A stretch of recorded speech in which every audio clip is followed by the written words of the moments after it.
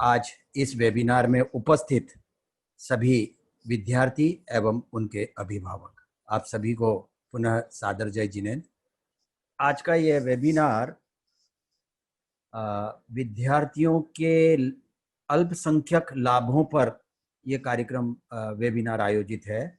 विद्यार्थी या अल्पसंख्यक विद्यार्थियों के लिए लाभों की योजनाओं पर आज हम विशेष रूप से चर्चा करेंगे और उसमें भी हमारा जो फोकस होगा अल्पसंख्यक छात्रवृत्ति ही हमारा फोकस होगा, उस पर हम ज्यादा एम्फेसिस करेंगे। हालांकि हम दूसरे भी लाभ जो हैं समय के अनुसंधान में हम लेने का प्रयास करेंगे, लेकिन सिर्फ छात्रवृत्तियां ही नहीं, छात्रवृत्तियों में ऑनलाइन एप्लीकेशंस के तरीके क्या क्या नियम हैं, उन सब पर हम चर्चा करने जा रहे हैं। हम सर्वप्रथम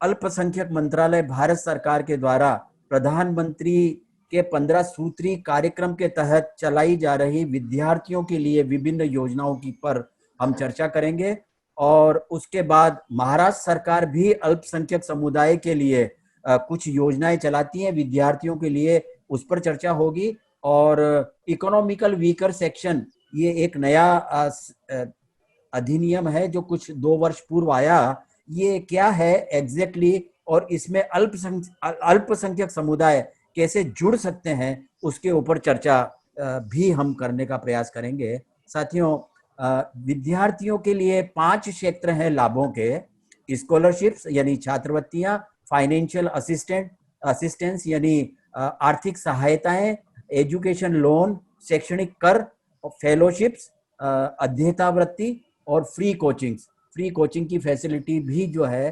अल्पसंख्यक मंत्रालय के द्वारा विभिन्न राज्यों में दी गई है। ये 5 मुख्य सेक्टर्स हैं विद्यार्थियों के लाभों के। और साथियों, ये 5 सेक्टर्स के लिए अलग अलग 10 योजनाएं हैं, जिसमें से पहली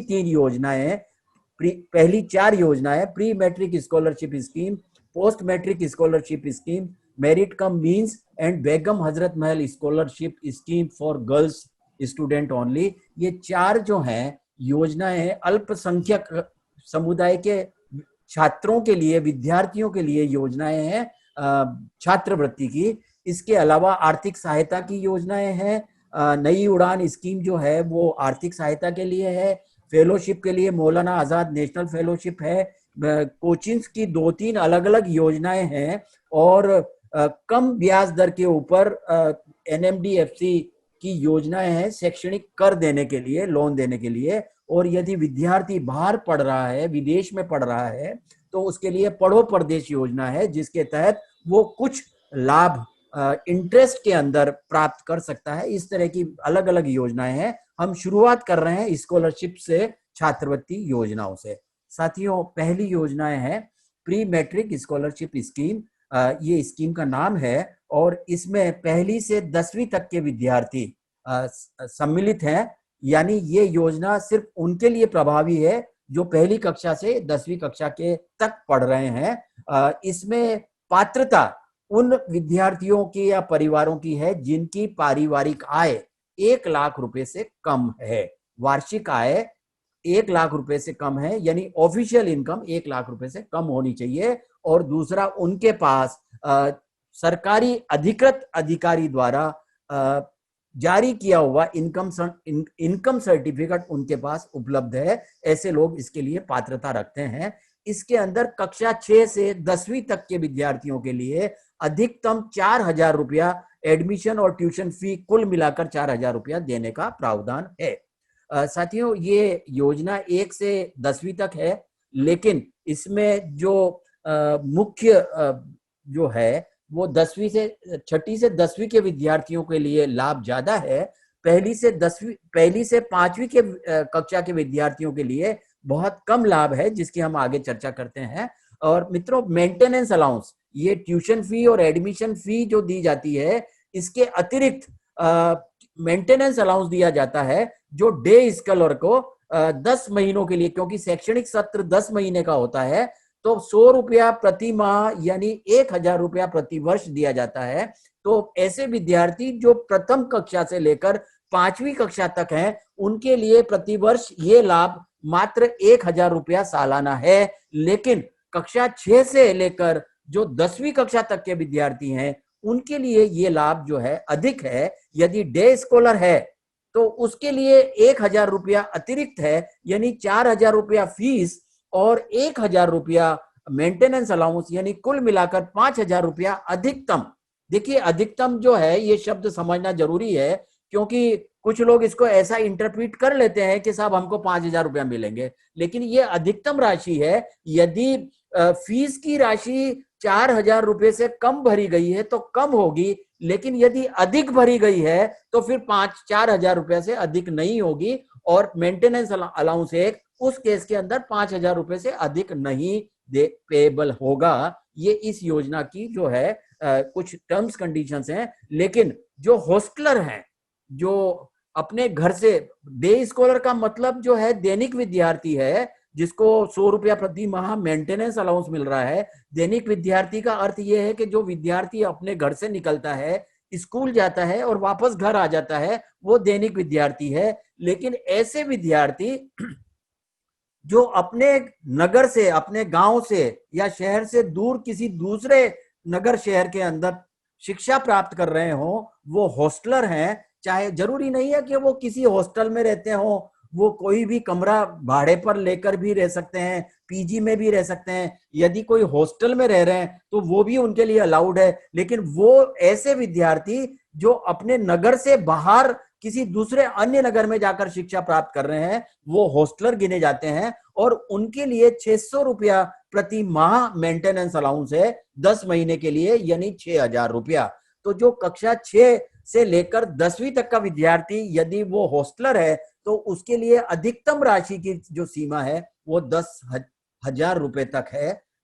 ये आई होप कि ये बहुत क्लियर है, कि मैं इसे फिर से रिपीट करता हूं कि जो विद्यार्थी पहली से 5वीं तक के हैं उनके लिए प्रति वर्ष स्कॉलरशिप में 1,000 रुपया देने का प्रावधान है। लेकिन छठी कक्षा से लेकर 10वीं कक्षा तक के विद्यार्थियों के लिए अधिकतम 4,000 रुपया ट्यूशन फी और एडमिशन फी के पेटे और 1,000 रुपया मेंटेनेंस अलाउंस, इस तरीके से मैक्सिमम 5,000 रुपया देने का प्रावधान है। लेकिन यदि वो हॉस्टलर है तो उसको मैक्सिमम 10,000 रुपए तक देने का इसमें प्रावधान है। ये अधिकतम सीमा है। मित्रों, दूसरी जो योजना है वो है पोस्ट मैट्रिक स्कॉलरशिप स्कीम।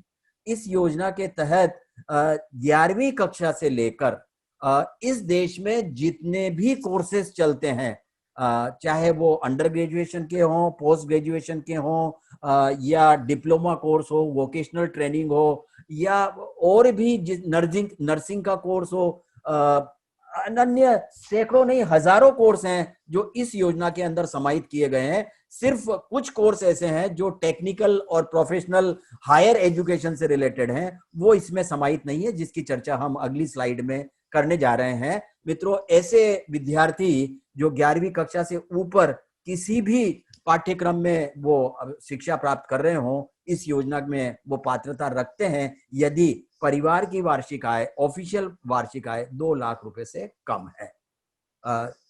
किसको कितना मिलता है? 11वीं और 12वीं कक्षा के विद्यार्थियों को एडमिशन और ट्यूशन फीस के पेटे 7,000 रुपया सालाना देने का प्रावधान है। जो वोकेशनल ट्रेनिंग ले रहे हैं, ITI आदि स्किल ट्रेनिंग में ज्वाइन किए हुए हैं विद्यार्थी, उनको 10,000 रुपया सालाना तक, और ऐसे विद्यार्थी जो अंडर ग्रेजुएशन या पोस्ट ग्रेजुएशन कोर्सेज में हैं उन्हें 3,000 रुपया सालाना towards admission and tuition fee देने का प्रावधान है। मित्रों, इसमें मेंटेनेंस अलाउंस कितना है वो समझते हैं। 11वीं और 12वीं कक्षा के विद्यार्थियों के लिए यदि दैनिक विद्यार्थी है तो 230 रुपया प्रति माह, और हॉस्टलर है तो 380 रुपया प्रति माह। अभी हमने ये देखा कि 11वीं और 12वीं कक्षा के विद्यार्थी के लिए एडमिशन फी और ट्यूशन फी 7,000 रुपया है, और यदि वो डे स्कॉलर है तो 2,300 रुपया मेंटेनेंस अलाउंस है, यानी टोटल 9,300 रुपया अधिकतम डे स्कॉलर को मिल सकता है 11वीं और 12वीं कक्षा के विद्यार्थी को। किंतु यदि वो हॉस्टलर है तो उसके लिए राशि 380 रुपया प्रति माह है, यानी 10 माह के लिए 3,800 रुपया प्लस 7,000 रुपया, यानी 10,800 रुपया ये अधिकतम राशि 11वीं और 12वीं के विद्यार्थियों के लिए होगी। इसी तरीके से यदि आईटीआई या वोकेशनल ट्रेनिंग या ग्रेजुएशन पोस्ट ग्रेजुएशन करने वाले विद्यार्थियों के लिए अगर डे स्कॉलर है तो 300 रुपया, यानी 3,000 रुपया मेंटेनेंस अलाउंस सालाना, और 3,000 रुपया उनको एडमिशन फी और ट्यूशन फी के पेटे, यानी उनको अधिकतम जो राशि है वो 6,000 रुपए तक मिलेगी। किंतु यदि वो हॉस्टलर है तो 570 रुपया महीना, यानी 5,700 रुपया प्लस 3,000, यानी 8,700 रुपया अधिकतम राशि हॉस्टलर विद्यार्थी को प्राप्त हो सकती है इस योजना पोस्ट मैट्रिक स्कॉलरशिप स्कीम में। साथियों, यहाँ जो पीएचडी कर रहे हैं या एमफिल कर रहे हैं, ऐसे कैंडिडेट्स या प्रत्याशी जिनको कहीं से भी फेलोशिप या यूजीसी की कोई ग्रांट या इंसेंटिव्स नहीं मिल रहे हैं, ऐसे विद्यार्थी मात्र यहाँ इस योजना में मेंटेनेंस अलाउंस के लिए एप्लीकेशन कर सकते हैं। और अगर डे कैंडिडेट है, डे स्कॉलर है तो 550 रुपया महीना, और अगर हॉस्टलर है तो 1,200 रुपया प्रति माह के हिसाब से उन्हें उनका कोर्स पीरियड के लिए ये मेंटेनेंस अलाउंस प्राप्त होगा। साथियों, तीसरी जो योजना है वो बहुत महत्वपूर्ण योजना है और उसका नाम है merit cum means scholarship scheme. ये योजना टेक्निकल और प्रोफेशनल जो हायर एजुकेशन में है विद्यार्थी उनके लिए है, और इसमें फैमिली इनकम का जो क्राइटेरिया है वो 2.5 लाख रुपया सालाना है ऑफिशियल इनकम। लेकिन फैमिली इनकम से मतलब ये है कि यदि विद्यार्थी के माता पिता दोनों अर्निंग मेंबर्स हैं, दोनों जो है वो उपार्जन करते हैं, आर्थिक उपार्जन करते हैं, तो उन दोनों की आय जुड़ेगी और वो 2.5 लाख रुपए से अधिक नहीं होनी चाहिए। ऐसे विद्यार्थी अभी टेक्निकल और प्रोफेशनल कोर्स का अगर संक्षिप्त में हम समझें तो टेक्निकल कोर्सेज में इंजीनियरिंग है, आर्किटेक्चर है, एमसीए है, फार्मा के एम फार्मा, इस तरीके के जितने कोर्सेज हैं, या एमबीबीएस है, वो सारे के सारे इसमें समाहित हैं। इसके अलावा प्रोफेशनल कोर्स में एमबीए, सीए, सीएस, इस तरीके के सारे कोर्स समाहित हैं। ये कौन कौन से कोर्सेज हैं जो इस योजना में हैं वो वेबसाइट पर जाकर चेक किया जा सकता है। इनके लिए जो फीस रिएम्बर्समेंट का प्रावधान है वो 20,000 रुपया एडमिशन या ट्यूशन फी के पेटे है, और यदि डे स्कॉलर है तो 5,000 रुपया सालाना, और यदि हॉस्टलर है तो 10,000 रुपया सालाना। ये इस तरीके से एक विद्यार्थी को मिनिमम 25,000 रुपया और अधिकतम 30,000 रुपया देने का प्रावधान इस योजना के तहत है टुवर्ड्स स्कॉलरशिप। और मित्रों, कुछ देश में प्रीमियर इंस्टीट्यूट हैं, अगर उसमें अल्पसंख्यक समुदाय का विद्यार्थी पढ़ रहा है तो उसको 100% फीस, चाहे वो कुछ लाखों में ही क्यों ना हो, वो देने का, स्कॉलरशिप में देने का प्रावधान है। अभी प्रश्न ये होगा कि ये प्रीमियर इंस्टीट्यूशंस कौन से हैं? ये 84 इंस्टीट्यूशंस हैं पूरे देश के अंदर जो हर राज्य में बिखरे हुए हैं। मुख्य रूप से जितने भी आईआईएम है, इंडियन इंस्टीट्यूट ऑफ मैनेजमेंट, जो प्रत्येक राज्य में एक है, और आईआईटी यानी इंडियन इंस्टीट्यूट ऑफ टेक्नोलॉजी, वो भी प्रत्येक राज्य में मिनिमम एक है। वो सारे के सारे प्रीमियर इंस्टीट्यूशंस में की लिस्ट में है। इसके अलावा कुछ fashion designing, national institute of design, कुछ रीजनल इंजीनियरिंग कॉलेजेस, इस तरह के जो है वो इंस्टीट्यूट को इसमें कवर किया गया है। और यदि वो स्टूडेंट जो इन प्रीमियर इंस्टीट्यूशंस के अंदर शिक्षा प्राप्त कर रहा है तो वो 100% फी प्राप्त करने का अधिकारी है इस योजना के तहत। अभी अगर आप चाहें तो इसकी लिस्ट पर जा सकते हैं। उसके लिए आपको minorityAffairs.gov.in पर जाना होगा वेबसाइट पर, और उसके होम पेज पर आपको स्कीम्स नजर आएंगी। उस स्कीम्स में स्कॉलरशिप्स को क्लिक करेंगे तो वहां पर 3 स्कॉलरशिप्स नजर आएगी, pre matric, post matric and merit cum means. उसमें मेरिट कम मींस में आप खोलेंगे तो जो मेरिट कम मींस का होम पेज खुलता है उसमें लेफ्ट साइड में बॉटम में कुछ बुलेट्स हैं, उसके अंदर आपको ये नजर आएंगे प्रीमियर इंस्टीट्यूशंस। उसको आप क्लिक करेंगे तो ये 84 इंस्टीट्यूशंस की लिस्ट आपके सामने नजर आएगी। इसी तरीके से, इसी प्रोसीजर से, इसी वेबसाइट से इस योजना में टेक्निकल और प्रोफेशनल कोर्सेज की लिस्ट क्या है वो भी समझी जा सकती है, देखी जा सकती है, उसका अध्ययन किया जा सकता है। मित्रों, ये तीनों स्कॉलरशिप्स जो हैं, इस योजनाएं, ये अल्पसंख्यक मंत्रालय भारत सरकार के द्वारा प्रधानमंत्री के 15 सूत्री कार्यक्रम के तहत चलाई जा रही है। और ये तीनों योजनाओं की जो टोटल स्कॉलरशिप है अल्पसंख्यक समुदाय की लिए, जो 6 अल्पसंख्यक समुदाय हैं, मुस्लिम, सिख, ईसाई, पारसी, बौद्ध और जैन, करीबन 30 लाख स्कॉलरशिप है ये टोटल मिलाकर। और ये जो है इनका बहुत बड़ा बजट है, कई करोड़ों के अंदर जो है इसका बजट है, और ये हर साल विद्यार्थियों को दी जाती है। ऑफ कोर्स जैन समाज के लिए उतना बड़ा बजट नहीं है, लेकिन फिर भी 80,000 से 1 लाख स्कॉलरशिप प्रति वर्ष जो है वो जैन समाज के विद्यार्थियों के हिस्से में आती है। साथियों, अभी कुछ जो महत्वपूर्ण है वो इसके रूल्स रेगुलेशंस क्या हैं वो समझना आवश्यक है, क्योंकि हमने ये पाया है कि स्कीम के बारे में भले हम लाभ भी ले रहे हैं, लेकिन इन योजनाओं के नियम क्या हैं वो समझना बहुत आवश्यक है, और ऑनलाइन एप्लीकेशन के नियम क्या हैं वो भी समझना आवश्यक है। हम उस पर जो है अब चर्चा करना जा रहे हैं। मित्रों, पहली कक्षा से लेकर उच्च शिक्षा प्राप्त कर रहे विद्यार्थी यदि वो पात्रता में है तो उन्हें जो एप्लीकेशन करनी है वो स्कॉलरशिप के लिए वो ऑनलाइन एप्लीकेशन ही करनी है। दूसरा कोई प्रावधान नहीं है, किसी तरीके का मैनुअल एप्लीकेशन का प्रावधान अब इस देश में रहा नहीं है, चाहे वो राज्य सरकार द्वारा संचालित योजनाएं हो या ये केंद्र सरकार की योजनाएं जिस पर हम चर्चा कर रहे हैं, सभी ऑनलाइन एप्लीकेशन करने का अब प्रावधान कर दिया गया है। और ऑनलाइन एप्लीकेशन के लिए नेशनल पोर्टल पर जाना होगा www.scholarships.gov.in। ये जो है ऑफिशियल वेबसाइट है। इस पर केंद्र सरकार की ही नहीं, विभिन्न केंद्र सरकार के जो विभिन्न विभाग हैं या मंत्रालय हैं उनके द्वारा चलाई जाने वाली विभिन्न योजनाएं भी अल्पसंख्यक छात्रों के लाभों की योजनाओं के अतिरिक्त जितनी भी योजनाएं, चाहे वो शेड्यूल कास्ट के लिए हो, शेड्यूल ट्राइब के लिए हो, ओबीसी के लिए हो, सभी इसी वेबसाइट से या इसी पोर्टल से जो है वो प्रोसेस होती है, एप्लीकेशन लगाई जाती है।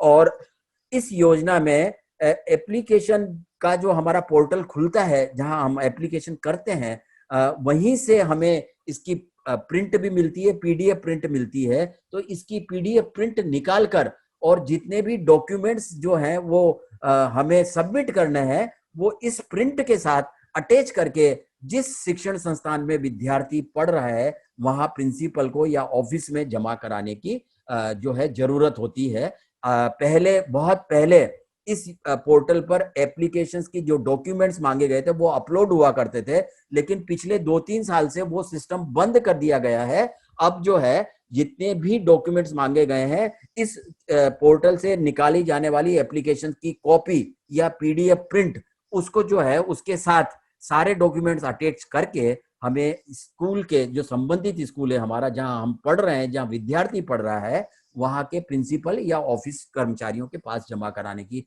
होती है। साथियों, फ्रेश एप्लीकेशन एक योजना में जब तक हम कंटिन्यू हैं एक ही बार करना होता है। फ्रेश एप्लीकेशन करके हमारा रजिस्ट्रेशन कराना होता है, और उसके बाद हम जो है हर साल यदि पास हो रहे हैं, उत्तीर्ण हो रहे हैं, और हम एलिजिबिलिटी क्राइटेरिया के अंदर हैं, जो जिसकी चर्चा हम आगे भी करेंगे या हमने अभी भी की है, कि एक तो इनकम का क्राइटेरिया है, वो एलिजिबिलिटी क्राइटेरिया है।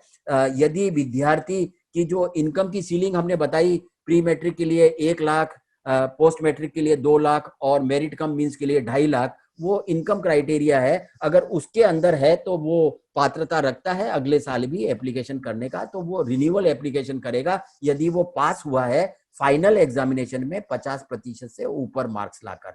यदि 50% से कम मार्क्स हैं तो वो जो है एलिजिबल नहीं होगा एप्लीकेशन करने के लिए, उसकी एप्लीकेशन आगे प्रोसेस नहीं होगी।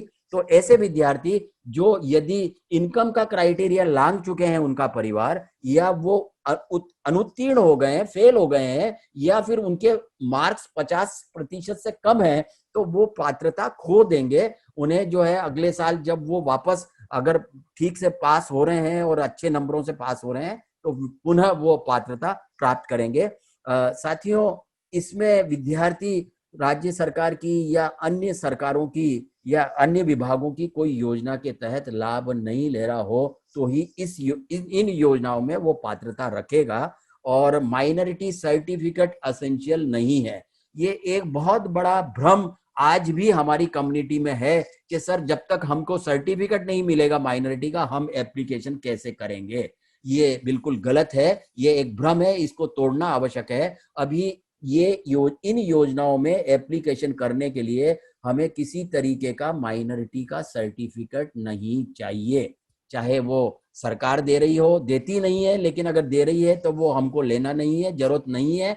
माइनॉरिटी सर्टिफिकेट दे रही है सरकार तो ले लीजिए, लेकिन यहाँ जो है वो अगर ऐसा नहीं है कि सर्टिफिकेट नहीं होगा तो आपको जो है लाभ नहीं मिलेगा, ऐसा नहीं है। और इनकम सर्टिफिकेट जो है वो जरूरी है। राज्यों के अंदर तहसीलदार, रेवेन्यू डिपार्टमेंट होता है, वो सर्टिफिकेट देता है, वो टाइम से हर साल या जब तक वैलिडिटी है उसके बाद बनवा लेने की आवश्यकता है, क्योंकि बहुत सारे राज्यों में 3 साल के लिए वैलिडिटी होती है, लेकिन कुछ राज्यों में 2 साल भी है और कुछ राज्यों में 1 साल भी इनकम सर्टिफिकेट जो तहसीलदार या अन्य कोई अधिकारी दे रहा है तो उसकी वैलिडिटी कम ज्यादा होती है। तो हमें ये ध्यान रखना है, और खास करके परिवार के जो माता पिता हैं विद्यार्थी के, उन्हें ध्यान रखना है कि वो समय से इनकम सर्टिफिकेट बनवा लें। और एक जो बहुत महत्वपूर्ण है, इन तीनों योजनाओं में नेशनल पोर्टल पर एप्लीकेशन होती है, तो इसी पोर्टल से इंस्टीट्यूट यानी शिक्षण संस्थान यानी स्कूल और कॉलेज, उन्हें भी रजिस्ट्रेशन कराना आवश्यक होता है। और सिर्फ रजिस्ट्रेशन ही नहीं कराना होता है, उन्हें हर साल उनकी प्रोफाइल अपडेट भी करनी होती है। अगर उन्होंने नहीं करी है इस साल की प्रोफाइल अपडेट, तो विद्यार्थी को हो सकता है कि एप्लीकेशन में स्कूल का नाम नजर नहीं आए, या अगर ढंग से पूरी प्रोफाइल अपडेट नहीं की है तो हो सकता है कि शिक्षण स्कूल का नाम तो नजर आए, लेकिन जो कोर्सेज का नाम है, क्योंकि कोर्सेज भी या शिक्षण संस्थान का नाम, ये सब जो है अभी मैनुअली भरना नहीं होता है ऑनलाइन एप्लीकेशन में, ड्रॉप मेनू सिस्टम है। आप छोटे छोटे तीर का निशान देखेंगे, उसको दबाएंगे तो जो है ऑप्शंस खुलते हैं और उन ऑप्शंस पर जाकर क्लिक करना होता है। लेकिन चाहे वो शिक्षण संस्थान का नाम हो या कोर्सेज का नाम हो, जब तक इंस्टीट्यूशन की प्रोफाइल अगर इस साल के लिए, वर्ष 2020-21 के लिए अपडेट नहीं हुई है, तो विद्यार्थी जो है कुछ परेशानियों में आ सकता है, उसकी एप्लीकेशन रुक सकती है। तो विद्यार्थियों के अभिभावकों को ये एडवाइस है यहाँ पर कि वो शिक्षण संस्थान में जाएं, प्रिंसिपल से बात करें कि सर आपने इस साल के लिए 2020-21 के लिए आपकी इंस्टीट्यूट की प्रोफाइल नेशनल पोर्टल के ऊपर क्या अपडेट कर दी है, और आपने जो फी का स्ट्रक्चर है, अभी इस साल से एक नया जो है वो क्लोज जुड़ा है शिक्षण संस्थानों के लिए, उनके लिए जितनी भी कोर्सेज हैं या वो जो क्लास चला रहे हैं या सेमेस्टर वाइज चला रहे हैं, तो क्लास वाइज, सेमेस्टर वाइज और कोर्स वाइज उन्हें प्रति वर्ष वो कितना फी चार्ज कर रहे हैं, उसका जो है स्ट्रक्चर उन्हें इस प्रोफाइल में देने की आवश्यकता है। जो ये सूचना आज भी देश के अधिकांश शिक्षण संस्थानों तक नहीं पहुंची है, और ये बहुत बड़ा जो है हर्डल है। लेकिन हमें हमारा प्रयास होना चाहिए कि हम सचेत हों, माता पिता सचेत हों, क्योंकि विद्यार्थी इतना सब कुछ नहीं समझते हैं। उन्हें कहीं अप्रोच करने की आवश्यकता है स्कूल के प्रिंसिपल को, और उससे रिक्वेस्ट करने की आवश्यकता है कि सर आप जो ने क्या पूरा फी स्ट्रक्चर भी आपके प्रोफाइल में अपडेट कर दिया है, नहीं किया है तो करिए, अदरवाइज तकलीफ पड़ेगी। क्योंकि इस साल जो कायदा आया है, अभी हम आगे भी चर्चा करेंगे, वो ये है कि विद्यार्थी अब रकम नहीं भरेगा उसने कितनी फीस जमा कराई है, ऑटोमेटिक ही जो प्रोफाइल में अपडेट किया है इंस्टीट्यूट ने, तो वो वहां पर ऑटोमेटिक वो जो है सालाना फी वो पकड़ लेगा, और विद्यार्थी को वहां पर कर्सर जो है वहां रुकेगा नहीं। लेकिन अगर इंस्टीट्यूट ने वो सब प्रोफाइल अपडेट नहीं किया है, तो फिर वहीं जा पर जो है वो एप्लीकेशन रुक जाएगी, आगे नहीं बढ़ेगी, आगे प्रोसेस नहीं होगी। तो ये कुछ चैलेंजेस है, ये समझना जरूरी है, और इसके लिए हमें जो है बहुत प्रोपोगेट करने की आवश्यकता है, स्कूलों तक पहुंचने की आवश्यकता है, और बीजीएस इसके लिए जो है कुछ प्रयासरत है। हमने अभी एक नया पावर पॉइंट प्रेजेंटेशन शिक्षण संस्थाओं के लिए बनाया है, जो हम विद्यार्थियों के माध्यम से स्कूल के मैनेजमेंट और प्रिंसिपल तक पहुंचेंगे और उन्हें समझाएंगे कि किस तरीके से आपको ये इस साल की आपकी जो प्रोफाइल है उसको अपडेट करना है, किस तरीके से कोर्सेज को ऐड करना है, और किस तरीके से आपको फी स्ट्रक्चर जो है उसके अंदर अपडेट करना है, उसके बारे में हम एक पूरा पावर पॉइंट प्रेजेंटेशन तैयार है, 2-4 दिन के अंदर उसे हम सर्कुलेट करेंगे और विद्यार्थियों को रिक्वेस्ट करेंगे कि वो शिक्षण संस्थान के प्रिंसिपल को वो पावर पॉइंट प्रेजेंटेशन जिस भी सोशल मीडिया के माध्यम से दे सकते हैं देना चाहिए, और रिक्वेस्ट करनी चाहिए कि सर इसे आप समझें और इस तरीके से सारा प्रयास अपडेट करने का करें, तभी विद्यार्थी अपनी एप्लीकेशन कर पाएंगे। मित्रों, डेट्स ये आप सबको पता है कि पूरे साल ये एप्लीकेशंस चालू नहीं रहती हैं, कुछ महीने के लिए खोली जाती है, जुलाई से लेकर और अक्टूबर नवंबर माह तक ये नॉर्मल कोर्स में खुलती हैं। इस बार भी थोड़ा लेट खुली है क्योंकि अभी पेंडेमिक की वजह से बहुत सारी प्रॉब्लम्स हैं, बहुत सारे जो हैं किस तरीके से प्रावधान किए जाएंगे, स्कूल खुले नहीं है, फीस भरी गई नहीं है, और भी बहुत सारी प्रॉब्लम्स हैं, लेकिन 16 अगस्त से फ्रेश एप्लीकेशन शुरू कर दी गई हैं।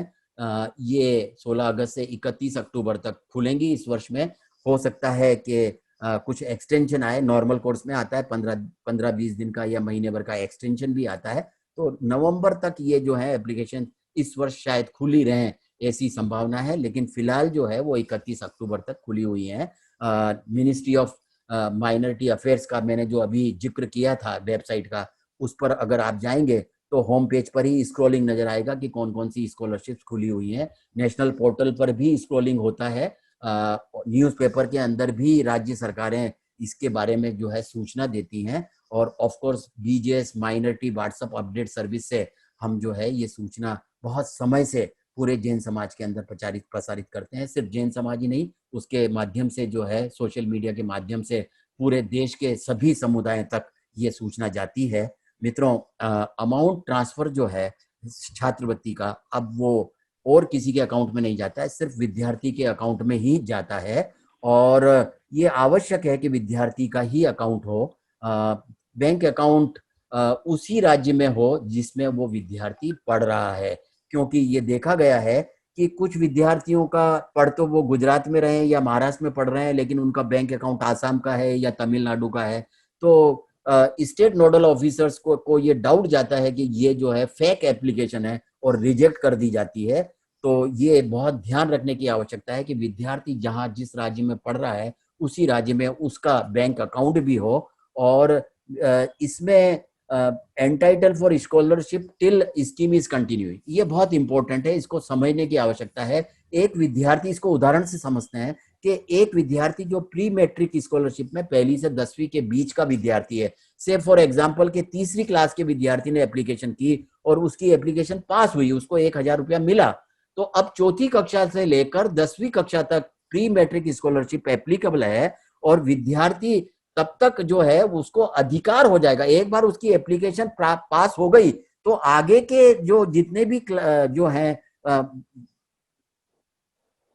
क्लासेस हैं 10वीं तक, वो जो है उसके लिए वो हमेशा एंटाइटल होगा, उसका अधिकार है, उसको स्कॉलरशिप मिलेगी, सरकार उसको डिनाई नहीं कर सकती है, और एक परिवार के 2 विद्यार्थियों से अधिक जो हैं वो स्कॉलरशिप ये अप्लाई नहीं कर सकते। यदि 3-4 बच्चे हैं घर में और सब पढ़ रहे हैं तो इन योजनाओं में सिर्फ 2 विद्यार्थियों को जो है एप्लीकेशन करने का कायदा है। जितनी भी टोटल स्कॉलरशिप है, अभी मैंने कहा था कि टोटल 30 लाख स्कॉलरशिप्स हैं 6 अल्पसंख्यक समुदायों के लिए, धार्मिक अल्पसंख्यक समुदायों के लिए, तो उसमें से 30% जो है स्कॉलरशिप हमारी बेटियों के लिए, छात्राओं के लिए है। यदि वो एप्लीकेशन का 30% का कोटा पूरा कर लेती हैं तो वो फिर भी उनको एंटाइटलमेंट है, जो बाकी का कोटा है उसमें भी वो जो है मेरिट लिस्ट के बेस पर वो जुड़ सकती हैं, उनको जो है वो लाभ मिल सकता है। लेकिन यदि 30% से कम एप्लीकेशंस हमारी बेटियों की आ रही हैं तो फिर ये कोटा जो है जनरल कोटा के अंदर, मेल कोटा के अंदर वो ट्रांसफर कर दिया जाएगा।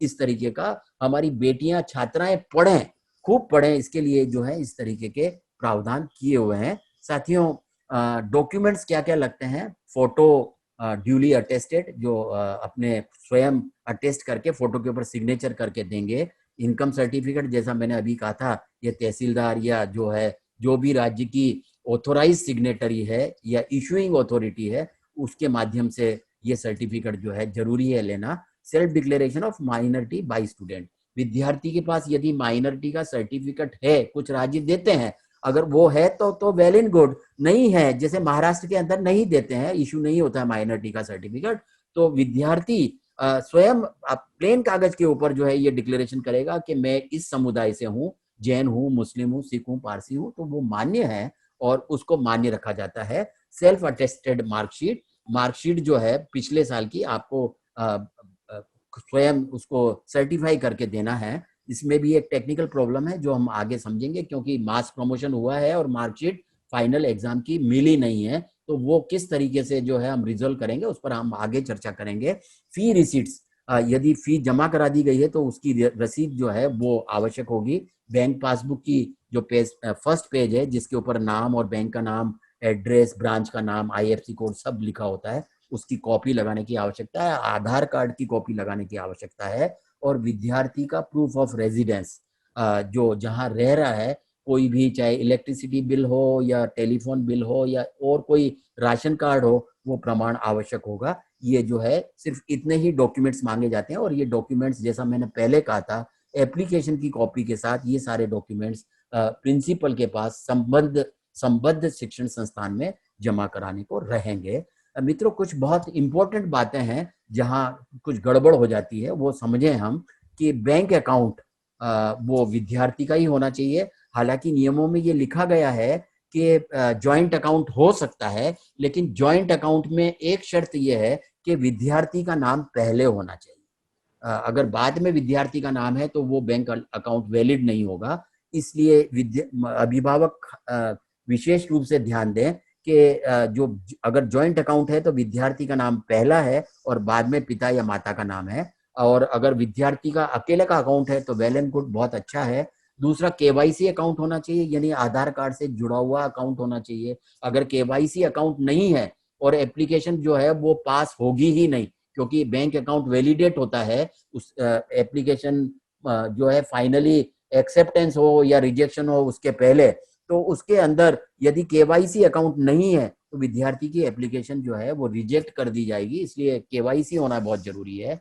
इसके अतिरिक्त विद्यार्थी का अकाउंट हमेशा डोरमेंट जो है वो न हो जाए, रेगुलर अकाउंट होना चाहिए, डोरमेंट ना हो जाए। डोरमेंट का मतलब है कि यदि 6 महीने कोई ट्रांजेक्शन किसी अकाउंट में नहीं हुआ हो तो वो डोरमेंट हो जाता है। लेकिन विद्यार्थी का अकाउंट यदि डोरमेंट हो गया और उसका जो है एप्लीकेशन पास हुआ और उसका पैसा भेजा गया बैंक में, लेकिन अकाउंट जो है डोरमेंट है, तो वो पैसा वापस चला जाता है मिनिस्ट्री के अकाउंट में और फिर दोबारा नहीं मिलता है। इसलिए जब ये रिलीज होता है पैसा, जनवरी से जो है लेकर जून तक ये पैसा रिलीज होता है नॉर्मल कोर्स में, इस साल कब होगा पता नहीं है, लेकिन तब जो है हर महीने कोई ना कोई ट्रांजैक्शन विद्यार्थी के बैंक अकाउंट में यदि होता है तो बैंक अकाउंट डोरमेंट नहीं होगा।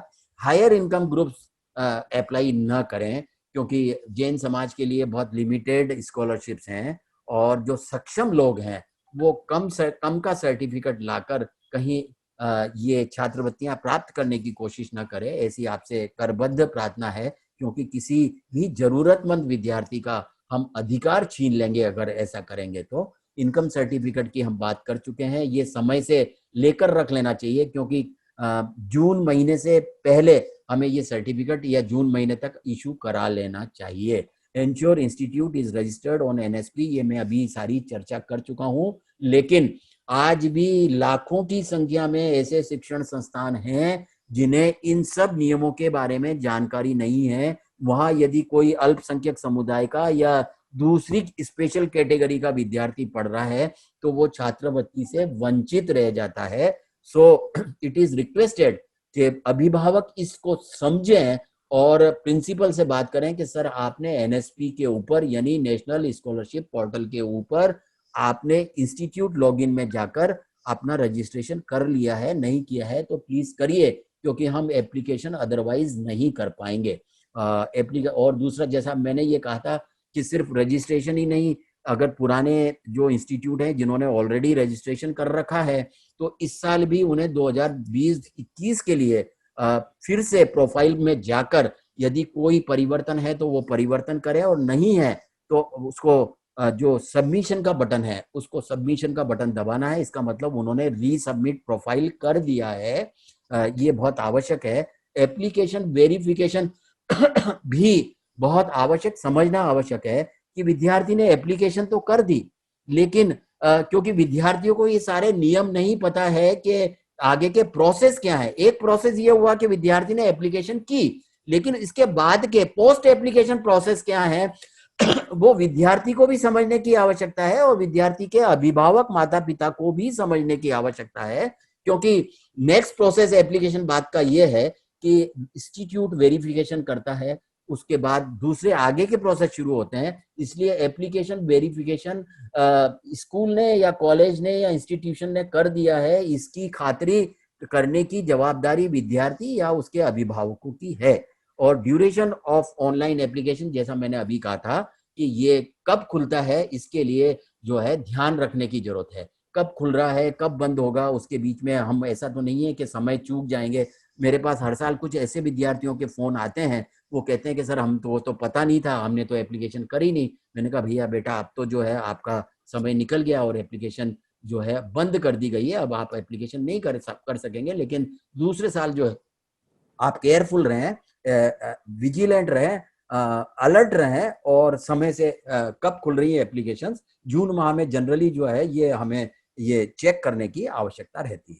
साथियों देखिए यहाँ पर भी बताया गया है, ये नेशनल पोर्टल पर जब विद्यार्थी जाता है तो इस तरीके का होम पेज के ऊपर सेंट्रल स्कीम पर जाकर क्लिक करेंगे और उसमें minority affairs, ministry of minority affairs को क्लिक करेंगे तो ये जो होम पेज खुल रहा है इसके अंदर प्री मैट्रिक स्कॉलरशिप आप देख रहे हैं, पोस्ट मैट्रिक स्कॉलरशिप देख रहे हैं और मेरिट कम मींस स्कॉलरशिप देख रहे हैं। इसमें क्लोजिंग डेट्स आ रही हैं। क्लोजिंग डेट का मतलब ये है कि एप्लीकेशन आप करना शुरू कर सकते हैं आप, कोई दिक्कत नहीं है। और 31 अक्टूबर को ये तीनों योजनाओं में यहाँ दिखाया गया है कि एप्लीकेशन बंद हो जाएंगी। मैंने जैसा कहा कि शायद एक्सटेंशन आएगा तो यहाँ एक्सटेंशन आपको नजर आएगा। और डिफेक्टिव वेरिफिकेशन क्या है इसकी मैं चर्चा आगे करूंगा, लेकिन इंस्टीट्यूट वेरिफिकेशन की मैंने अभी बात की है।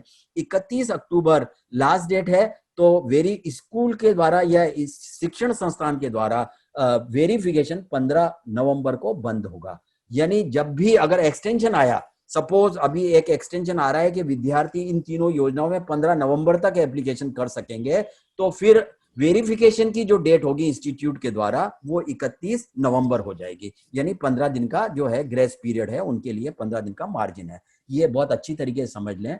अभी एक प्रॉब्लम जो होती है, जो अक्सर मेरे पास ऐसे फोन आते हैं कि सर हमको जो है एप्लीकेशन में हमने रजिस्ट्रेशन तो कर लिया, लेकिन इंस्टीट्यूट का नाम जो है वो हमारी इंस्टीट्यूट के कॉलम में ड्रॉप मेनू से नहीं आ रहा है। इंस्टीट्यूट का जो नाम है वो आप मैनुअली उसके अंदर नहीं भर सकते, ड्रॉप मेनू है, उसी से जो है ऑप्शन में जाकर आप अपने राज्य में जाएंगे, जिले में जाएंगे और उसके बाद जो है आपको अपना शिक्षण संस्थान का नाम नजर आएगा।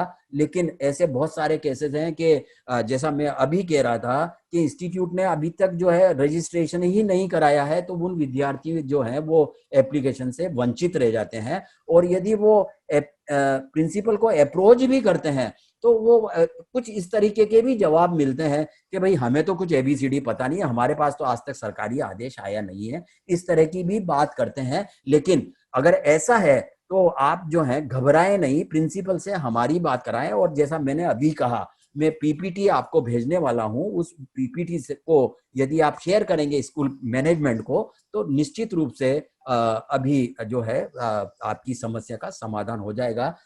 लेकिन आपको सर्च फॉर इंस्टीट्यूट में यहाँ जाने की जरूरत होगी। सबसे पहले जो फ्रेश विद्यार्थी हैं, जो पहली बार एप्लीकेशन कर रहे हैं, उन्हें ये सुनिश्चित करना होगा कि वो उनका स्कूल जिसमें या कॉलेज जिसमें वो पढ़ रहे हैं वो नेशनल पोर्टल पर रजिस्टर्ड है या नहीं है। इसके लिए सर्च फॉर इंस्टीट्यूट में जाएं और ये जो है खुलेगा। इसके अंदर चूज योर ऑप्शन में इंस्टीट्यूट का राज्य कौन सा है, इंस्टीट्यूट का डिस्ट्रिक्ट कौन सा है और इंस्टीट्यूट के सिर्फ नाम के पहले 3 अल्फाबेट जो है आप वर्ड्स इसमें डालेंगे तो लिस्ट खुल जाएगी। उसमें आप सुनिश्चित कर लीजिए अगर नाम आ रहा है और आप उसके साथ में सामने कंप्लीट एड्रेस में आप ही के गांव का या शहर का नाम है तो ये बरोबर है कि उन्होंने एप्लीकेशन इसमें एनएसपी पर रजिस्ट्रेशन किया हुआ है, या दूसरा एक चेकिंग करने का सिस्टम ये भी हो सकता है कि जो विद्यार्थी दूसरे पढ़ रहे हैं जो अल्पसंख्यक समुदाय से हैं उनसे भी वेरिफिकेशन किया जा सकता है।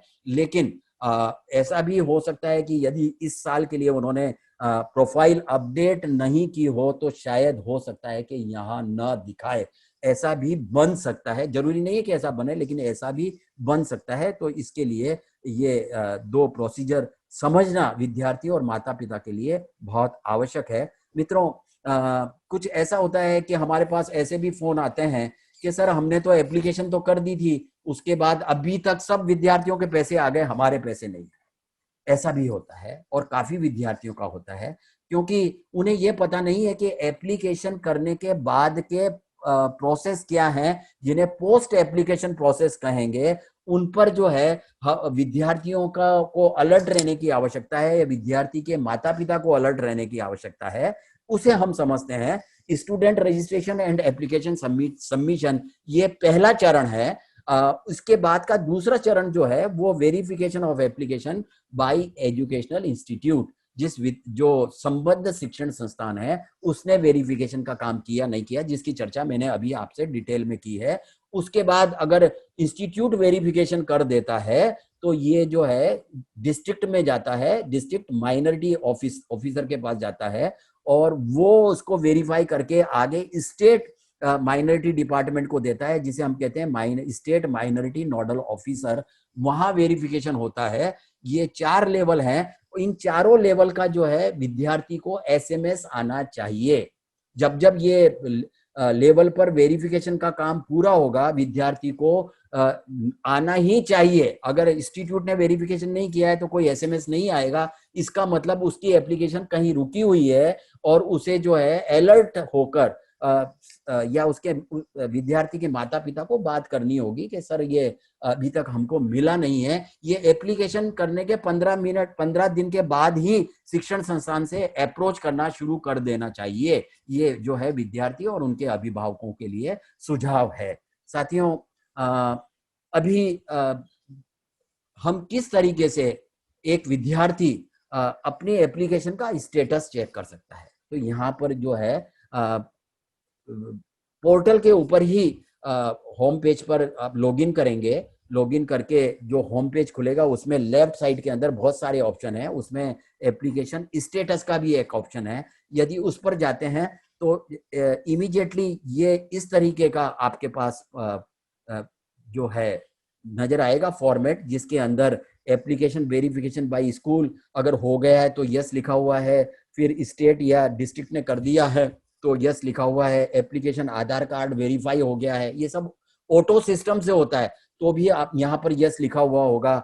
Application bank account detail validated, जैसा मैंने कहा था कि केवाईसी अकाउंट नहीं होगा तो ये वैलिडेशन नहीं होगा, तो ये वैलिडेशन अगर हो गया है तो भी यहाँ पर यस लिखा हुआ होगा। उसके बाद selected for scholarship merit list, अगर सिलेक्शन हुआ है तो फिर जो है वो यस लिखा हुआ है, और अगर नहीं है तो नो लिखा हुआ है। तो विद्यार्थी को ये समझ लेना चाहिए कि मेरी एप्लीकेशन इस साल पास नहीं हुई है, स्वीकृत नहीं हुई है। ये इन सब चीजों से हमारे अधिकांश विद्यार्थी जो है वो अनभिज्ञ हैं आज तक भी, और उन्हें जो है बहुत तकलीफ का सामना करना पड़ता है। लेकिन ये जो है इसे समझने की जरूरत है। हम इसे और भी एक काम करेंगे, ये एप्लीकेशन प्रोसेस को 10 मिनट की एक वीडियो क्लिप बनाकर भी आपके बीच में हम सर्कुलेट करने का शीघ्र ही प्रयास करेंगे, ताकि ये जानकारी, क्योंकि आज तो बहुत ज्यादा लोग नहीं जुड़े हुए हैं, कुछ ही संख्या में है, तो बाकी सब लोगों तक पूरे देश के अंदर ये जो है जानकारी जानी चाहिए। इसका भी प्रयास हम एक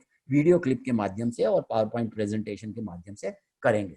मित्रों, कुछ खास बातें हैं वो ध्यान रखने की है। समय समय पर जो चरण हमने बताए, उन चरणों के हिसाब से आपके पास अगर जो रजिस्टर्ड मोबाइल नंबर है, जो एनएसपी पर आपने रजिस्ट्रेशन किया तब जो मोबाइल नंबर आपने रजिस्टर किया था उस पर जो है एसएमएस आएंगे, और वो एसएमएस समय समय पर आने चाहिए। 4 लेवल तक के, 4 चरणों तक के, वो ध्यान रखने की आवश्यकता। नहीं आए तो हमें डिस्ट्रिक्ट या स्टेट नोडल ऑफिसर को संपर्क करने की आवश्यकता होगी, वहां कंप्लेंट करने की आवश्यकता होगी। In case submission of wrong information, request institute to defect the application. मित्रों, अभी हम जब ये देख रहे थे, यहाँ मैं वापस आता हूँ, ये देखिए यहाँ पर डिफेक्टिव वेरिफिकेशन लिखा हुआ है। ये डिफेक्टिव वेरिफिकेशन का अर्थ क्या है, इसे समझते हैं कि विद्यार्थी ने एप्लीकेशन करने में किसी तरह की कोई मिस्टेक कर दी और उसे उस समय ध्यान नहीं आया और उसने जो है सबमिशन कर दिया, और सबमिशन करने के बाद अगर उसे ध्यान में आता है कि यार मैंने तो ये गलती कर दी है, तो प्रिंसिपल को जो है उसे एप्लीकेशन, क्योंकि क्या होता है कि विद्यार्थी ने जैसे ही एप्लीकेशन सबमिट की, वेरी नेक्स्ट मोमेंट वो एप्लीकेशन इंस्टीट्यूट के अकाउंट में ट्रांसफर हो जाती है, ऑनलाइन ट्रांसफर होता है। और वहां रिक्वेस्ट की जा सकती है प्रिंसिपल को कि सर मेरी एक दो मिस्टेक रह गई है, क्या आप सुधार देंगे, नहीं तो आप जो है इसे डिफेक्ट कर दीजिए। और डिफेक्ट का मतलब ये है कि वो एप्लीकेशन वापस से विद्यार्थी के अकाउंट में आ जाती है और विद्यार्थी वापस लॉगिन करके उस एप्लीकेशन जो प्रोसेस की थी, उसने जो सबमिट की थी, उसका पूरा खाका सामने नजर आता है। उसके अंदर वो जो करेक्शन करना चाहता है वो करेक्शन कर दे और उसके बाद दोबारा से सबमिट कर दे, तो वापस वो एजुकेशन इंस्टीट्यूट के अकाउंट में ट्रांसफर हो जाती है। ये सिस्टम जो है बहुत महत्वपूर्ण है। और फिर से आपको जो है क्योंकि आपने दोबारा से एप्लीकेशन सबमिट की है, तो आपको एक एसएमएस फिर से आना चाहिए कि आपकी एप्लीकेशन सबमिट हो गई है।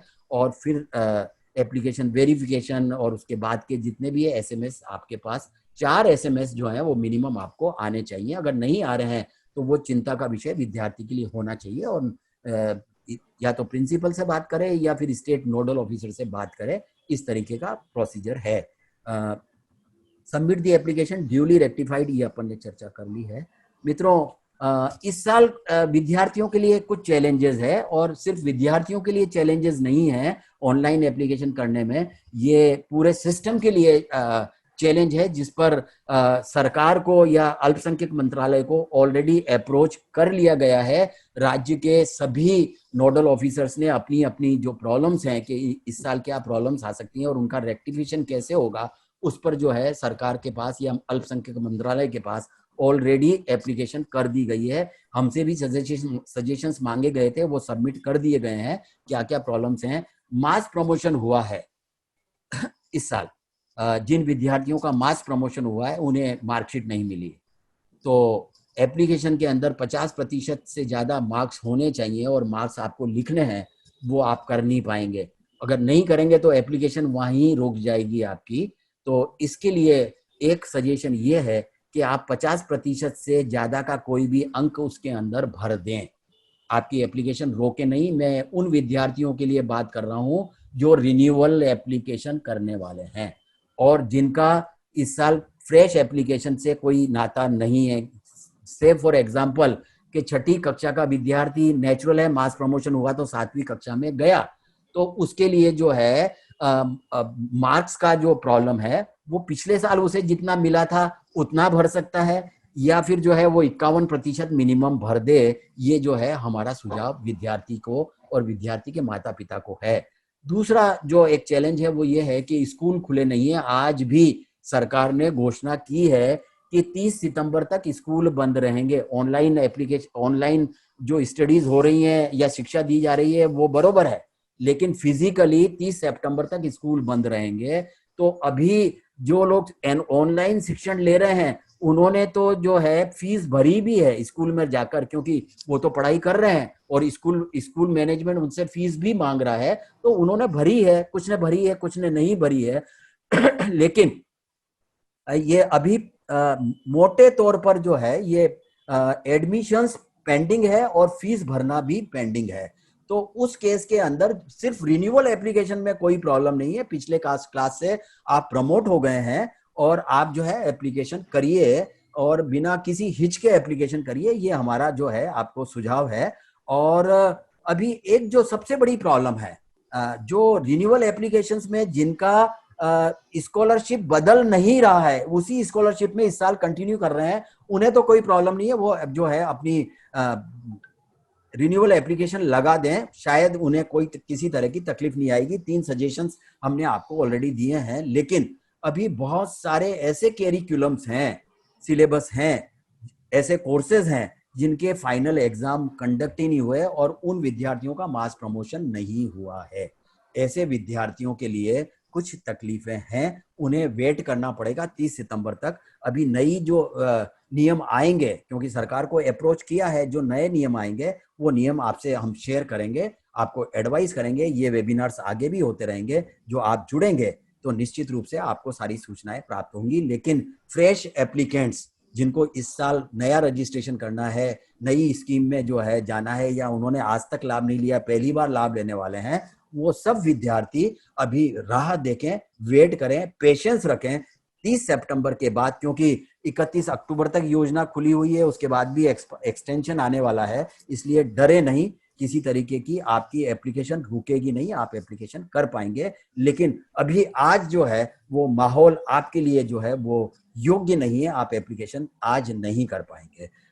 2020-21 के लिए जैसा मैंने अभी भी एक्सप्लेन किया था, मैं फिर से एक्सप्लेन कर रहा हूँ, विद्यार्थी के माता पिता को स्कूल में कॉलेज में जाना पड़ेगा, उन्हें ये कहना पड़ेगा कि सर ये 2020-21 के लिए आप जो है आपकी प्रोफाइल अपडेट करके रीसबमिट करिए, और कोर्स लेवल या कोर्सेज की डिटेल और कोर्स की फीस की डिटेल आपको जो है वो प्रोफाइल में अपलोड करनी है, भरनी है, अगर अदरवाइज हम एप्लीकेशन नहीं कर पाएंगे। इसके लिए हम कोशिश करेंगे कि with in A weeks time आपको हम वो पीपीटी भी शेयर कर दें, जो आप स्कूल मैनेजमेंट को, प्रिंसिपल को शेयर कर सकते हैं। उसके अंदर बहुत क्लैरिटी से समझाया हुआ है कि सरकारी नियम क्या है और उन्हें किस तरीके से पोर्टल पर जाकर किस किस चरण में क्या क्या भरना है, वो सारी डिटेल उसके अंदर होगी।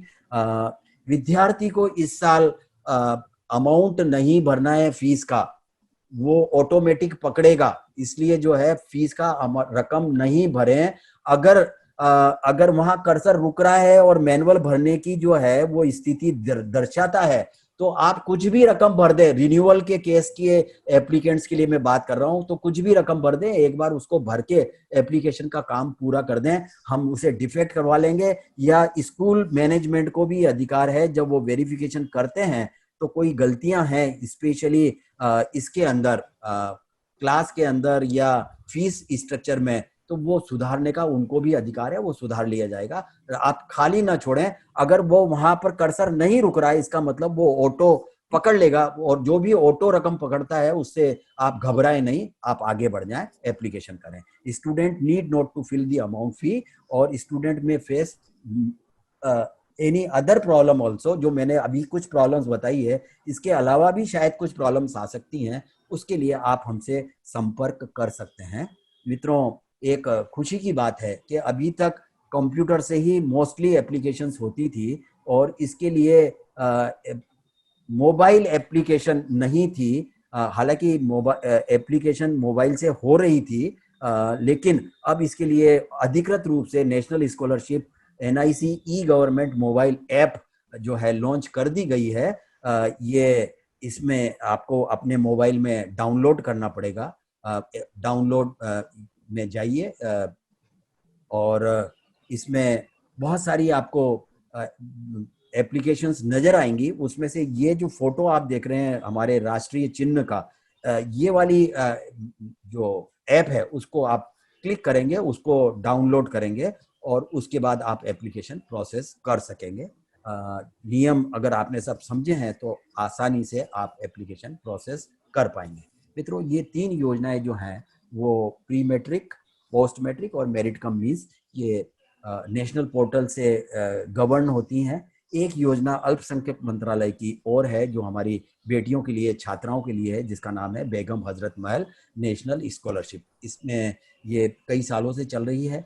हमारे समुदाय के छात्राओं ने इसमें एप्लीकेशन भी की होंगी, लेकिन इस साल इसके नियमों में बहुत बड़ा भारी परिवर्तन हुआ है, वो हम समझेंगे, और आप सभी को भी समझने की आवश्यकता है।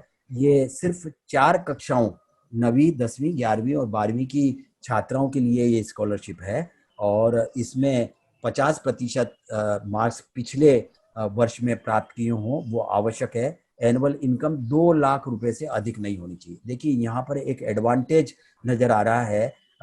वहाँ पर प्री मैट्रिक स्कॉलरशिप में 1 लाख की जो है वो सीमा है, लेकिन यहाँ पर चारों कक्षाओं की छात्राओं के लिए 2 लाख की सीमा है। तो जो 9वीं और 10वीं की विद्यार्थी, यदि वहां ऑलरेडी उनको स्कॉलरशिप मिल रही है तब तो ठीक है, लेकिन अगर वहां स्कॉलरशिप नहीं मिल रही है तो हम ये एडवाइस करेंगे वहां पर भी अप्लाई करें, अगर आप वहां एलिजिबिलिटी क्लॉज में आते हैं और यहाँ पर भी अप्लाई करें, क्योंकि यदि वहां इस साल भी आपको नहीं मिली छात्रवृत्ति तो यहाँ मिलने के चांसेस हैं, क्योंकि इस योजना में भी इस वर्ष लगभग 3.25 लाख स्कॉलरशिप छात्राओं को देने का प्रावधान किया जा रहा है। इनकम सर्टिफिकेट यहाँ भी कंपलसरी होगा।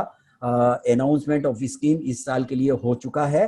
मौलाना आजाद एजुकेशन फाउंडेशन की ओरिजिनली ये स्कीम है जो भारत सरकार के अल्पसंख्यक मंत्रालय द्वारा संचालित है। इसकी भी सूचना वेबसाइट पर आती है। ये वेबसाइट है मौलाना आजाद एजुकेशन फाउंडेशन की, उसके माध्यम से जानकारी मिल सकती है कि डेट कब खुल रही है, और भारतीय जनसंगठन तो इसके बारे में सूचना आपको देता ही है। 23 तारीख को अभी 3 दिन पहले ये खुली है, 1 सप्ताह पहले, और इसकी जानकारी हम अगले सप्ताह जो है वो पूरे देश के अंदर प्रचारित करेंगे कि ये इस योजना के अंदर भी हमारी बेटियां एप्लीकेशन कर सकती हैं। स्कॉलरशिप 9वीं और 10वीं की छात्राओं के लिए 10,000 रुपया है, जो 2 इंस्टॉलमेंट में मिलती है।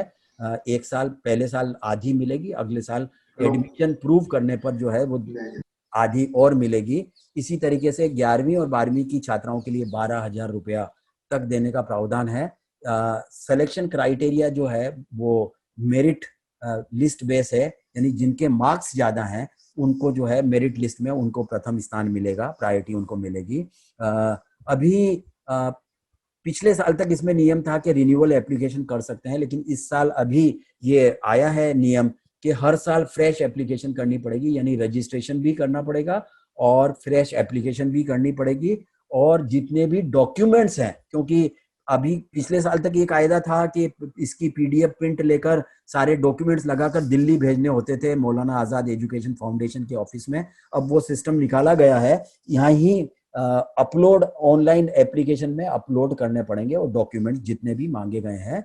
और ये पोर्टल है मौलाना आजाद एजुकेशन फाउंडेशन का, बेगम हजरत महल स्कॉलरशिप के लिए। इस पोर्टल पर जाकर BHMNS बेगम हजरत महल national scholarship Maulana Azad education foundation .org, इस पर जाकर एप्लीकेशन कर सकेंगे हमारी बेटियां, छात्राएं। और क्लोजिंग डेट 31 अक्टूबर है इसकी भी। 23 अगस्त से ये शुरू हो गई है। हेल्प डेस्क है, अगर कुछ जानकारी चाहिए, कुछ प्रॉब्लम आ रही है तो इस पर सीधा जो है आप ईमेल कर सकते हैं, टेलीफोन पर बात भी कर सकते हैं। डॉक्यूमेंट्स जो रिक्वायर्ड हैं, income certificate, photograph certified by institute.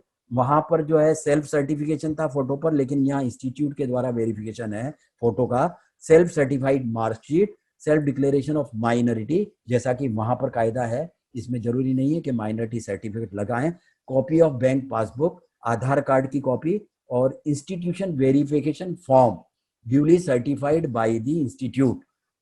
ये बोनाफाइड सर्टिफिकेट है कि आप इस शिक्षण संस्थान की छात्रा हैं और आपने एडमिशन लिया है। इस तरीके का ये वेरिफिकेशन इंस्टीट्यूट करके देगा। और इसका फॉर्म, ये इंस्टीट्यूट वेरिफिकेशन का फॉर्म जो है, इसी पोर्टल से ही जब आप इसकी एप्लीकेशन के चरण 6 पर होंगे, 6 पर होंगे, तो आपको एक लिंक आएगा। उस लिंक के माध्यम से आप ये उसको डाउनलोड करके उसका प्रिंट लेकर स्कूल के प्रिंसिपल से उसमें सिग्नेचर करवाकर, भरवाकर, और इसको भी जो है वो आप अपलोड करेंगे। एप्लीकेशन कहीं भी हो, बीच में आप सेव करके बाहर निकल सकते हैं, दोबारा से उसको लॉगिन करके जा सकते हैं। इसलिए किसी तरह की दिक्कत नहीं होगी कि सर हमको बीच में मिला है तो अब तो हमको अपलोड करना है, तो हम कैसे स्कूल से इसको वेरीफाई करवाएं। तो उसमें सिस्टम है, उसको सेव करके आप बाहर निकल सकते हैं और दोबारा से उसको खोल के बाकी की जो बची हुई एप्लीकेशन उसको प्रोसेस कर सकते हैं। मित्रों, ये नेशनल स्कीम्स थी 4 जिनके बारे में जानकारी दी है। महाराष्ट्र स्टेट की भी योजनाएं हैं छात्रों के लिए, उन्हें छात्रवृत्ति दी जाती है। देखिए, यहाँ एक चीज बहुत ही महत्वपूर्ण है कि कुछ विद्यार्थियों की नेशनल स्कॉलरशिप्स जो हैं प्री मैट्रिक, पोस्ट मैट्रिक या मेरिट कम मींस में, वो रिजेक्ट होती हैं, वो एक्सेप्ट नहीं होती हैं। तो ऐसे विद्यार्थियों को जो है वो स्टार्टिंग से ही चांस लेना चाहिए कि दोनों जगह अप्लाई करें। 2 जगह से वो रकम नहीं ले सकता है, लेकिन 2 जगह से वो एप्लीकेशन कर सकता है, ये उसका अधिकार है। तो यहाँ हम एडवाइस करेंगे कि विद्यार्थी जिन्हें ऑलरेडी स्कॉलरशिप मिल रही है, उन्हें हम एडवाइस नहीं कर रहे हैं, उन्हें तो वहीं से लेनी है। लेकिन ऐसे विद्यार्थी जो पहली बार एप्लीकेशन करने जा रहे हैं, जो स्टेट की योजना है उनमें भी एप्लीकेशन करनी चाहिए, क्योंकि दोनों जगह में से एक जगह आपका चांस लग सकता है, ये आपका अधिकार है। मित्रों, पहली योजना है ये डिपार्टमेंट ऑफ टेक्निकल एजुकेशन की है, जिसका नाम है स्टेट माइनॉरिटी स्कॉलरशिप पार्ट 1। इसमें जो विद्यार्थी टेक्निकल और प्रोफेशनल कोर्सेज में है, सिवाय मेडिकल कोर्सेज को छोड़कर, उनके लिए ये योजना है। 8 लाख रुपए तक यदि वार्षिक आय है परिवार की, तो वो एप्लीकेशन करने के लिए पात्रता रखते हैं।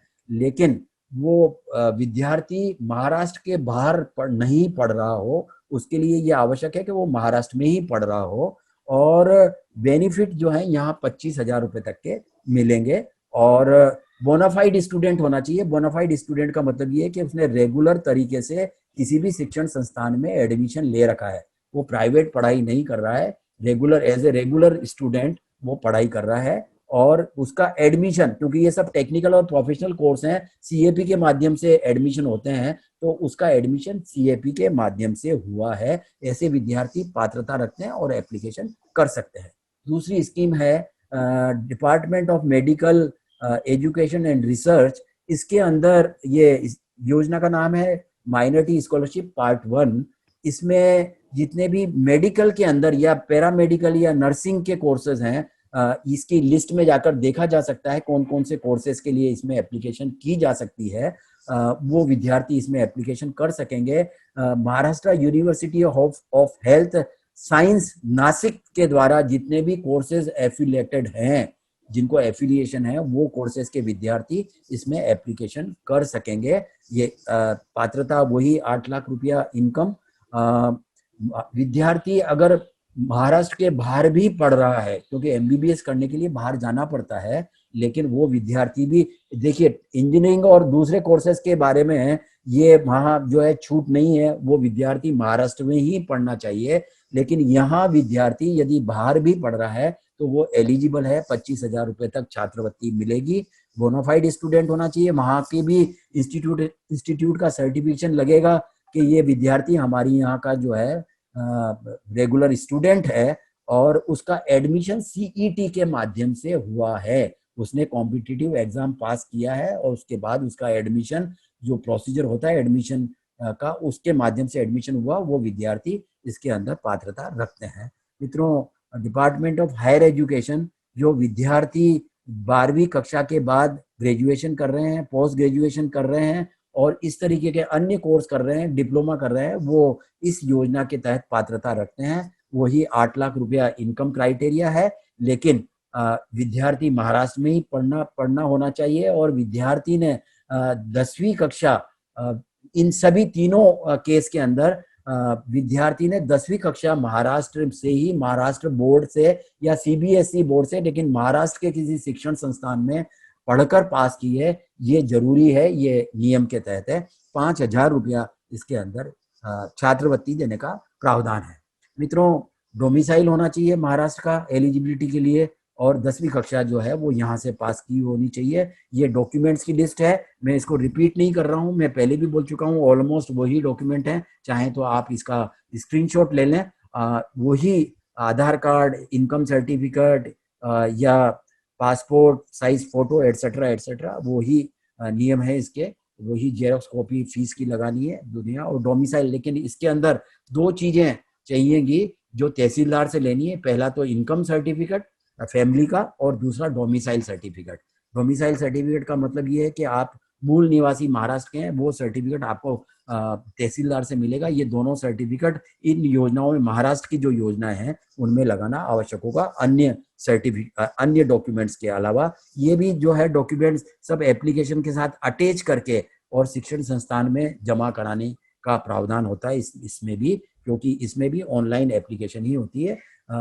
ऑनलाइन एप्लीकेशन का ये पोर्टल है, इसका आप स्क्रीनशॉट ले सकते हैं, महाडीबीटी,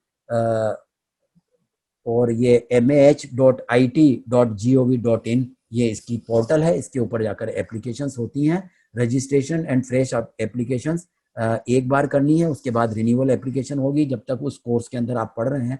फॉर एग्जांपल, इंजीनियरिंग के एक विद्यार्थी ने पहले साल एप्लीकेशन की तो उसको रजिस्ट्रेशन भी करना और फ्रेश एप्लीकेशन भी करनी है, फिर अगले साल से रिन्यूअल एप्लीकेशन करनी है, फिर उसको दूसरे वर्ष से रजिस्ट्रेशन करने की आवश्यकता नहीं है। इसके लिए भी डेट्स जो हैं वो नॉर्मल कोर्स में नवंबर दिसंबर में खुलती है महाराष्ट्र सरकार की, लेकिन इसका अखबार के अंदर जो है नोटिफिकेशन आता है पूरा का पूरा बड़ा, जो आप देख सकते हैं। और इसकी जो वेबसाइट है उस पर भी जाकर कब डेट्स खुली हैं वो आप इंक्वायरी कर सकते हैं। लेकिन इसमें शर्त ये है कि ये दूसरी कोई भी स्कीम से, योजना से आपको किसी तरह की सहायता नहीं ले रहे हैं सरकारी, तो आप इस योजना में जा सकते हैं। जैसा मैंने कहा कि अभी रिन्यूअल एप्लीकेशन करने वाले विद्यार्थी यहाँ अप्लाई नहीं करेंगे, लेकिन जिनकी एप्लीकेशंस रिजेक्ट हो रही हैं वो दोनों जगह अप्लाई कर सकते हैं, क्योंकि हमें एक जगह से कहीं से लाभ मिल सकता है। अगर दोनों जगह से एप्लीकेशन पास हो जाती है तो एक जगह से आप सरेंडर कर सकते हैं एप्लीकेशन। इस तरीके के भी जो है कहीं ना कहीं प्रावधान होंगे जो मेरी नोटिस में शायद नहीं है, और एक परिवार के 2 विद्यार्थी ही, पहले 2 विद्यार्थी एप्लीकेशन कर सकते हैं। ये भारत सरकार की योजना है। मित्रों, एक अधिनियम 2 साल पहले आया, इकोनॉमिकल वीकर सेक्शन। ये बहुत इंपॉर्टेंट अधिनियम है और जिसको हमने आज तक समझने का प्रयास नहीं किया है। मित्रों, ये इसके लिए भी हम भारतीय जैन संगठन से इसके संबंध में एक छोटी, इसमें सर्टिफिकेट बनवाना पड़ता है अगर लाभ लेने हैं। इसमें लाभ जो है मुख्य रूप से आज की तारीख में हर राज्य में 10% रिजर्वेशन का लाभ इकोनॉमिकल वीकर सेक्शन को मिल रहा है। 10% का लाभ अभी जो है या तो नौकरियों में मिल सकता है हमें, या फिर जो है बच्चों के एडमिशन में मिल सकता है। हमारे पास ऐसे सैकड़ों फोन आते हैं समुदाय से जो ये कहते हैं, जैन समुदाय के लोग के सर अपने लिए कोई रिजर्वेशन का सिस्टम है क्या माइनॉरिटी में? लेकिन माइनॉरिटी के अंदर नहीं है, लेकिन इकोनॉमिकल वीकर सेक्शन में है। एक विद्यार्थी जो एमबीबीएस में जाना चाहता है और कट ऑफ से अगर उसका 1-2% कम है और वो कहीं अटक रहा है तो इकोनॉमिकल वीकर सेक्शन का लाभ लेके उसको शायद एडमिशन मिल सकता है।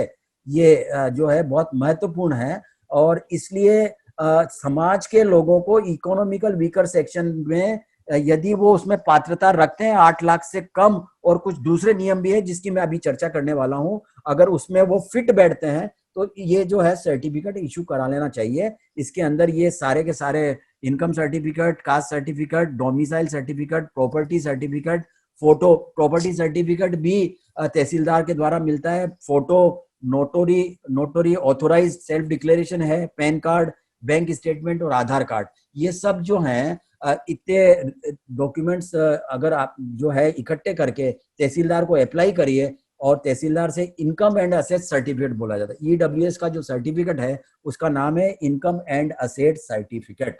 ये अगर आपके पास है और अगर आप कहीं अप्लाई कर रहे हैं और उसमें कॉलम है कि आप क्या इकोनॉमिकल वीकर सेक्शन से हैं तो उसमें यस लिखिए, तो वो जो रिजर्वेशन का लाभ है वो आपको मिलने लगेगा।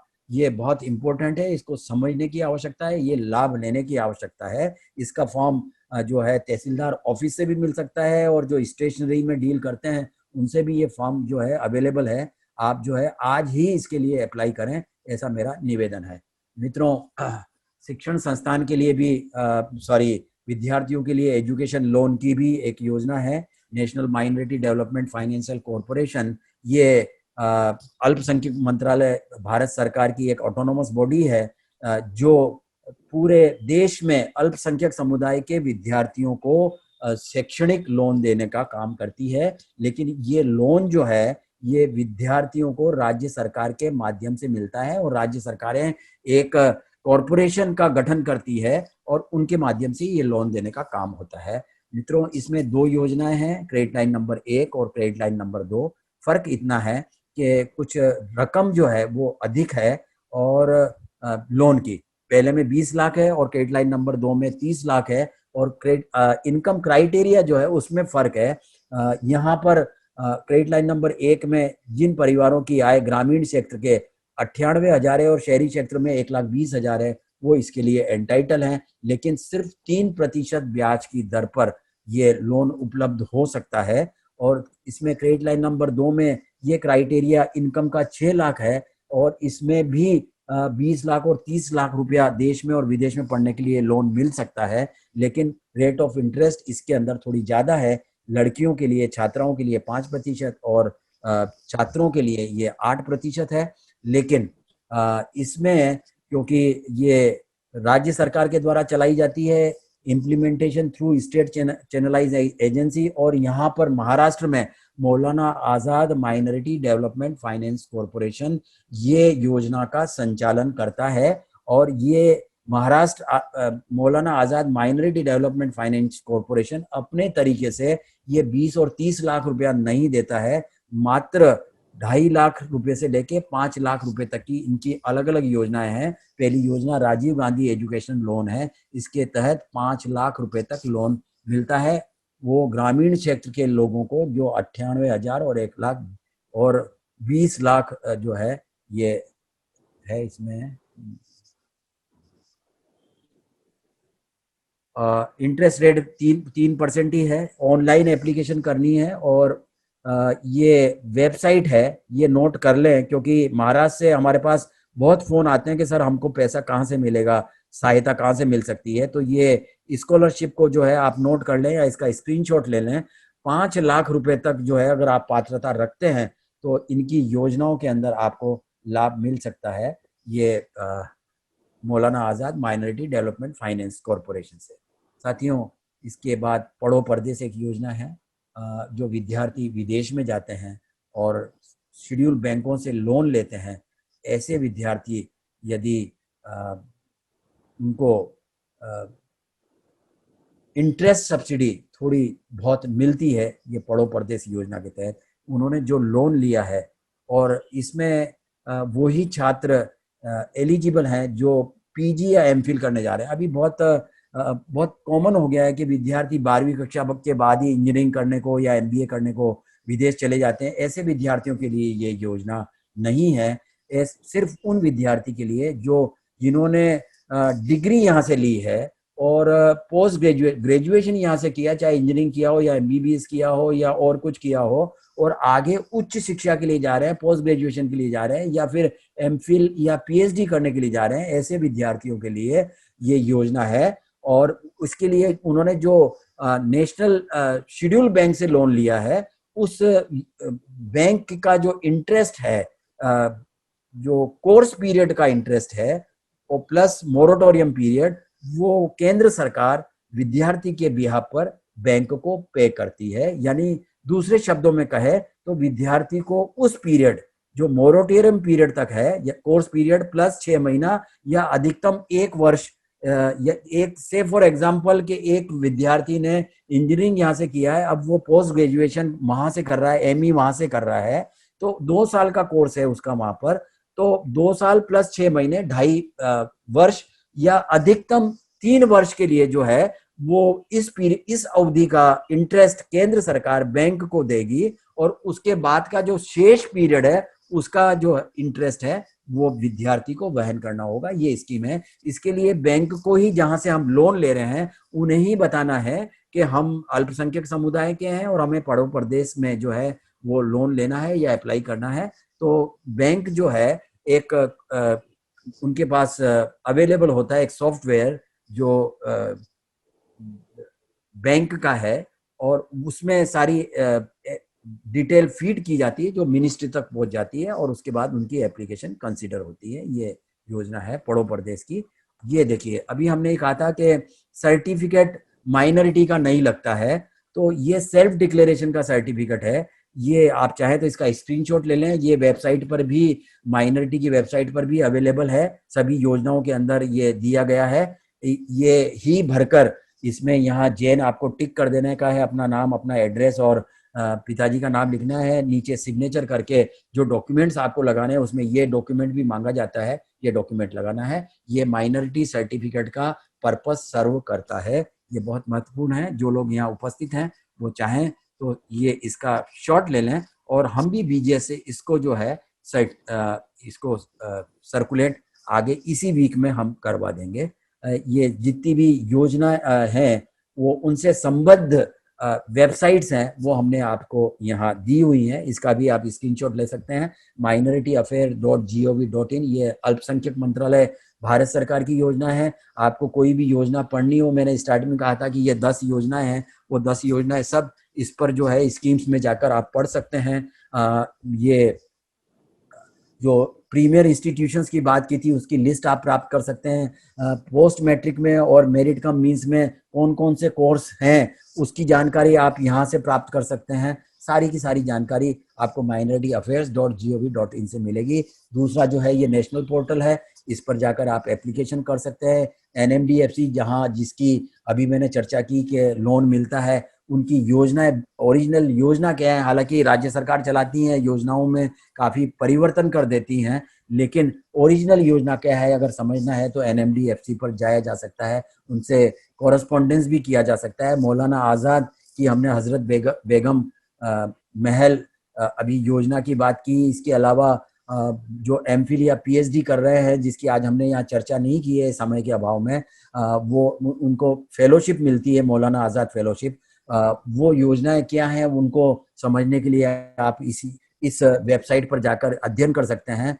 जो आर्थिक सहायता की योजना है जिसमें हमारे समुदाय के कैंडिडेट्स जो UPSC या SPSC की या SSC के एग्जाम्स जिन्होंने पास किए हैं, प्रीलिम्स पास की हैं, उनको आर्थिक सहायता 25,000 से 1 लाख तक की मिलती है। वो ये स्कीम यहाँ जाकर नई उड़ान -moma.gov.in पर जाकर पढ़ सकते हैं।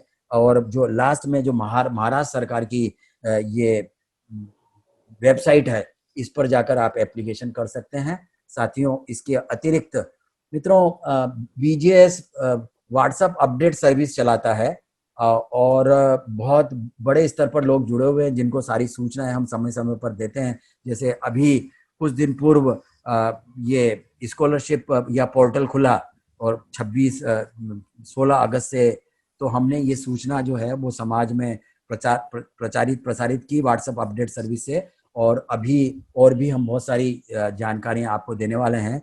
इसके लिए आपको ये नंबर जो है आपके मोबाइल पर BGS के नाम से सेव करना पड़ेगा और एक SMS, व्हाट्सएप नहीं करेंगे, SMS करेंगे जिसमें आपका नाम, आपका मोबाइल नंबर, आपका ईमेल आईडी हो तो आप किस शहर से हैं और किस राज्य से हैं इतनी जानकारी हम भेज दीजिए। आपको हम रजिस्टर कर लेंगे हमारे ब्रॉडकास्ट ग्रुप पर और जितनी भी जानकारी व्हाट्सएप अपडेट सर्विस में दूसरों को दी जाती है वो आपको भी प्राप्त होने लग जाएगी।